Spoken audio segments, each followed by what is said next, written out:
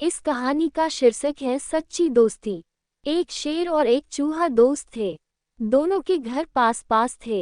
एक दिन शेर को एक शिकार मिला। उसने चूहे को आवाज लगाई, आओ दोस्त, मेरे साथ खाना खा लो। तुम्हें जो खाना है खाओ, मुझे इससे ज्यादा जरूरी काम करने हैं। बाहर से आवाज आई। शेर को बड़ा बुरा लगा। अगले ही दिन चूहे को शहद का एक डिब्बा मिला। वह खाने के लिए बैठा तो उसने शेर को आवाज लगाई, दोस्त आओ मेरे साथ खाना खा लो। बाहर से उत्तर आया, मुझे नहीं खाना है, तुम ही खाओ अपना खाना। तुम्हें जो खाना है खाओ, मुझे इससे ज्यादा जरूरी काम करने हैं। चूहे को भी बड़ा बुरा लगा, लेकिन उसने कुछ नहीं कहा। 2 दिन के बाद दोनों जंगल में मिले।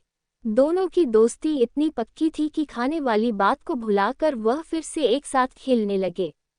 बातों बातों में दोनों को पता चला कि शेर ने जब चूहे को आवाज लगाई थी तो उसने सुना ही नहीं था, न ही चूहे ने कोई रूखा जवाब दिया था। शेर ने भी यही बात चूहे को बताई। चूहे की आवाज न तो उसने सुनी थी, न ही कोई खराब सा जवाब दिया था।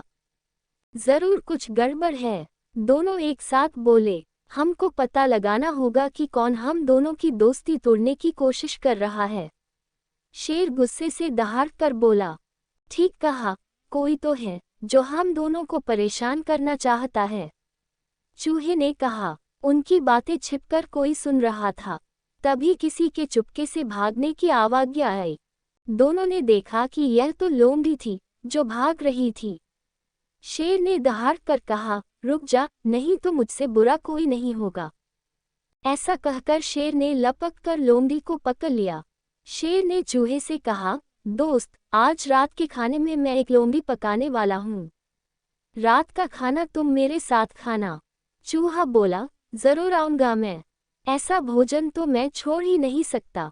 लोमड़ी घबरा गई, बेचारी माफी मांगने लगी। शेर ने कहा, सो उठक बैठक करो और 1000 बार बोलो, मैं अब किसी को तंग नहीं करूंगी।